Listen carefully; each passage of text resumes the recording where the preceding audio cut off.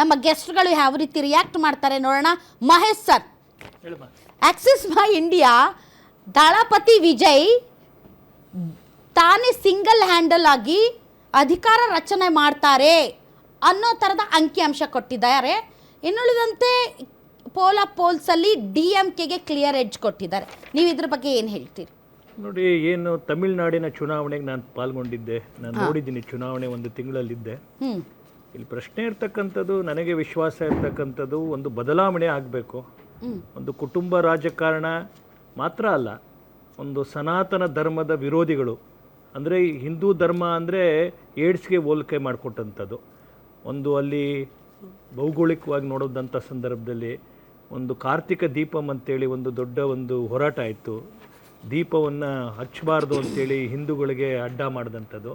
ಈ ಎಲ್ಲ ಸಂಗತಿಗಳ ಆಧಾರದ ಮೇಲೆ ಇಡೀ ತಮಿಳುನಾಡಿನ ಚುನಾವಣೆ ನೋಡಿದಾಗ ಒಂದು ಮೋದಿಜಿ ಮತ್ತು ಎಡಪಾಡಿ ಮತ್ತು ಅಣ್ಣಾಮಲೈ, ಈ ಮೂರು ಜನರ ಕಾಂಬಿನೇಷನ್ನಲ್ಲಿ ಬಹಳ ದೊಡ್ಡ ರೀತಿಯ ಒಳಗಡೆ BJP ಮತ್ತು ನಮ್ಮ AIDMK NDA ಭಾಗವಾಗಿ ಕೆಲಸ ಮಾಡಿದೆ, ಪಟ್ಟಣ ಮಕ್ಕಳ ಕಚ್ಚಿ ಜೊತೆ ಸೇರಿಕೊಂಡು.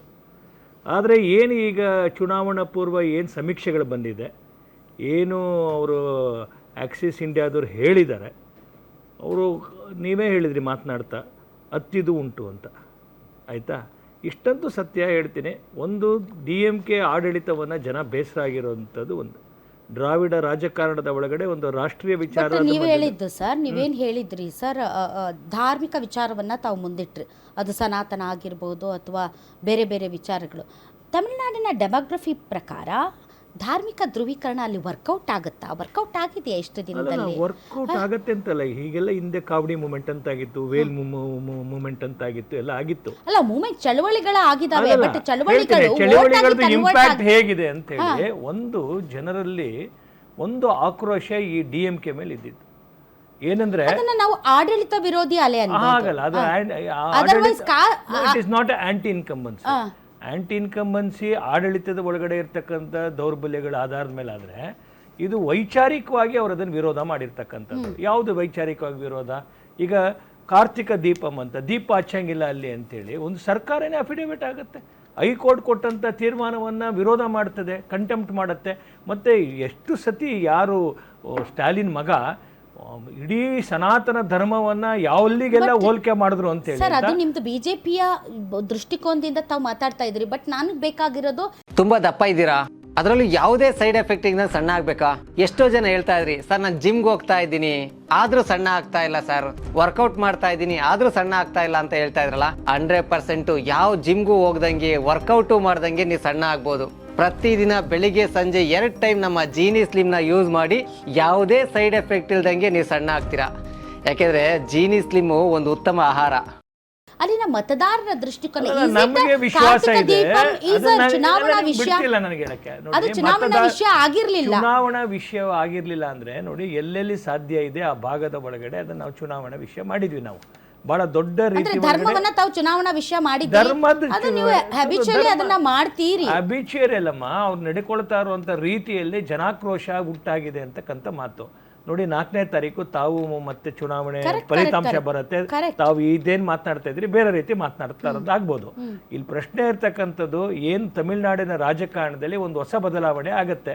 ಏನ್ ಈಗ ಬಂದಿರತಕ್ಕಂಥ ಹೊಸ ಬದಲಾವಣೆ ಅಂದ್ರೆ ಸರ್, ಉದಾಹರಣೆಗೆ ಈಗ ಹೊಸ ಬದಲಾವಣೆ ಅಂದ್ರೆ ಈಗ ಆಲ್ರೆಡಿ DMK ಇದೆ, AIDMK ಇದೆ. ಸೊ ಅವರಿಬ್ಬರಿಗೂ ಇದ್ದಂತಹ ಚಾನ್ಸ್, ಅದರ್ವೈಸ್ ಸಣ್ಣ ಪುಟ್ಟ ಪಾರ್ಟಿಗಳಿದಾವೆ ವಿಚ್ ತುಂಬ ಲಾರ್ಜ್ ಮೇಜರ್ ಆಗಿ ಇಂಪ್ಯಾಕ್ಟ್ ಮಾಡುತ್ತೆ. ಬಟ್ ಆಲ್ಟರ್ನೇಟಿವ್ ಅವರಿಗೆ AIDMK ಆರ್ DMK. ನೀವು ಹೇಳ್ತಾ ಇರುವಂತಹ ಬದಲಾವಣೆ, ಆ ಬದಲಾವಣೆಯ ಫೇಸ್ ಈಗ ವಿಜಯ್, ನಾಟ್ BJP. ಆ ಥರ ಇಲ್ಲ.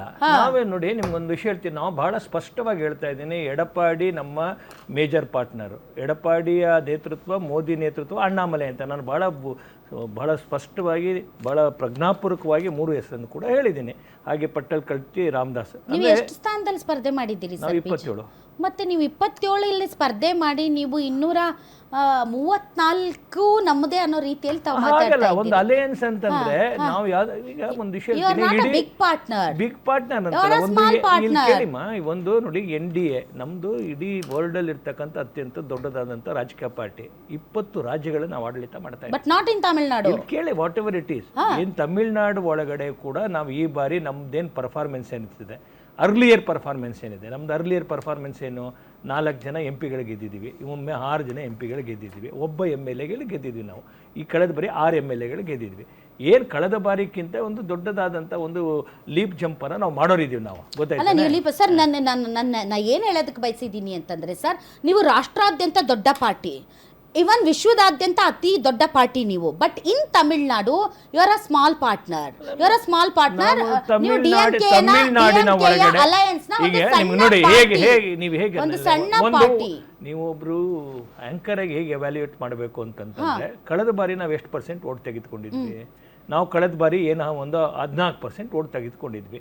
ಈ ಬಾರಿ ಸಮ್ವೇರ್ ಅಬೌಟ್ ನಮ್ದೇ ಆಸ್ ಎ ಪಾರ್ಟಿ 17ರಿಂದ 18 ಪಾರ್ಟಿ ಪಾರ್ಲಿಮೆಂಟ್ ತಗೊಂಡಿದ್ದೆ ಸರ್. ನಾನು ಬಿಜೆಪಿಯ ವೈಯಕ್ತಿಕವಾದಂತ ಪರ್ಫಾರ್ಮೆನ್ಸ್ ಬಗ್ಗೆ ಮಾತಾಡ್ತಾ ಇಲ್ಲ, ನಾನು ಯಾರು ಗದ್ದಿಗೆ ಹಿಡಿತಾರೆ ಅನ್ನೋದ್ರ ಬಗ್ಗೆ ಮಾತಾಡ್ತಾ ಇದ್ದೀನಿ, ಯಾರಲ್ಲಿ ಇಂಪ್ಯಾಕ್ಟ್ ಮಾಡ್ತಾರೆ ಅನ್ನೋದ್ರ ಬಗ್ಗೆ ಮಾತಾಡ್ತಾ ಇದ್ದೀನಿ. ಅದರ್ವೈಸ್ ನಿಮ್ದು evaluation personal party evaluation I am very much confident NDA ನೇತೃತ್ವದಲ್ಲಿ ಸರ್ಕಾರ ರಚನೆ ಆಗುತ್ತೆ ಅನ್ನೋದು ನಮ್ಗೆ ವಿಶ್ವಾಸ ಇದೆ. ಇದು ಏನು ಎಕ್ಸಿಟ್ ಪೋಲು ಎಕ್ಸಾಕ್ಟ್ ಪೋಲ್ ಏನಲ್ಲ, ಗೊತ್ತಾಯ್ತಾನೆ, this is only exit poll, ಗೊತ್ತಾಯ್ತಾನೆ. ಆದ್ದರಿಂದ ನಮಗೆ ವಿಶ್ವಾಸ ಇದೆ, ನಾವು ಕಳೆದ ಬಾರಿ ಏನು ಪರ್ಫಾರ್ಮ್ ಮಾಡಿದ್ವಿ as A not A BJP only, ನಾವು ಮತ್ತು AIDMK ಮತ್ತು ನಮ್ಮ ಅಲಯನ್ಸ್ ಪಾರ್ಟ್ನರ್ ಜೊತೆ ಹೋಗಿದ್ದೀವಿ. ನಾವು ಖಂಡಿತವಾಗ್ಲೂ ಇವತ್ತಿನ ಏನು DMK ಸರ್ಕಾರದ ಬರೆದು ಇರ್ತಕ್ಕಂಥ ಆಡಳಿತ ವಿರೋಧಿ ನೀವೇನು ಇನ್ಕಂಬನ್ಸಿ ಅಂತ ಹೇಳಿದ್ರೆ, ಆ್ಯಂಟಿ ಇನ್ಕಂಬನ್ಸಿ ಅಂತ ಹೇಳಿದ್ರೆ, ಅದ್ರ ಜೊತೆ ಈ ಎಲ್ಲ ಫ್ಯಾಕ್ಟರ್ಸ್ಗಳು ಸೇರಿರ್ತಕ್ಕಂಥದ್ದು, ಒಂದು ಡೈನಸ್ಟಿ ಇರ್ಬೋದು, ಒಂದು ಆ್ಯಂಟಿ ಹಿಂದೂ ಇಫೋರಿಯಾ ಇರ್ಬೋದು, ಅವ್ರಿಗೇನಂತ ಅಫೋಬಿಯಾ ಇದೆಯಲ್ಲ, ಇದಕ್ಕೆಲ್ಲ ಜನ ಉತ್ತರ ಕೊಡ್ತಾರೆ ಅಂತ. All right, okay, S Kashyap ಅವರು ನೀವು ಈ ಅಂಕಿ ಅಂಶಗಳನ್ನು ಒಪ್ತೀರಾ? ಆಲ್ಮೋಸ್ಟ್ ಆಲ್ ನಿಮಗೆ ಫೇವರೇಬಲ್ ಆಗೇ ಇದ್ದಂಗಿದೆ, because you are alliance of DMK ಆದ್ದರಿಂದ. ಬಟ್ ಅದರ್ವೈಸ್ ನೀವು ಕೂಡ ಅಲ್ಲಿ ಮೈತ್ರಿ ಮಾಡ್ಕೊಳ್ಳೋಕ್ಕಿಂತ ಮುಂಚೆ ಸಿಕ್ಕಾಪಟ್ಟೆ ಮೀಟಿಂಗ್ಸ್ ಎಲ್ಲ ಮಾಡಿದ್ರಿ, ಸ್ವಲ್ಪ ಕಷ್ಟ ಇತ್ತು, ಕೊನೆಗೆ ಮಲ್ಲಿಕಾರ್ಜುನ್ ಖರ್ಗೆ ಅವರು ಇವರು ಹೆಂಗೋ ಮಾಡಿ ನಿಮ್ದು ಅಲಯನ್ಸ್ ಮಾಡಿದ್ರು. ಈ TVK this V factor sir, V factor ನೋಡಿ, ನಾವು ತಮಿಳ್ನಾಡಲ್ಲಿ ಜೂನಿಯರ್ ಪಾರ್ಟ್ನರ್ ಇರೋ ವಿಚಾರ ಮಾತಾಡಬೇಕು. ಒಂದು 5-10 ಸೀಟು ಎಕ್ಸ್ಟ್ರಾ ಕೇಳೋಕ್ಕೆ ನಾವು ಬಾರ್ಗೇನ್ ಮಾಡಿದ್ವಿ, ಏನೋ ಒಂದು ನಂಬರ್ಗೆ ಬಂದು ನಮ್ಮ ನಾಯಕರು ಕನ್ಕ್ಲೂಷನ್ಗೆ ಬಂದರು ಮೇಡಮ್.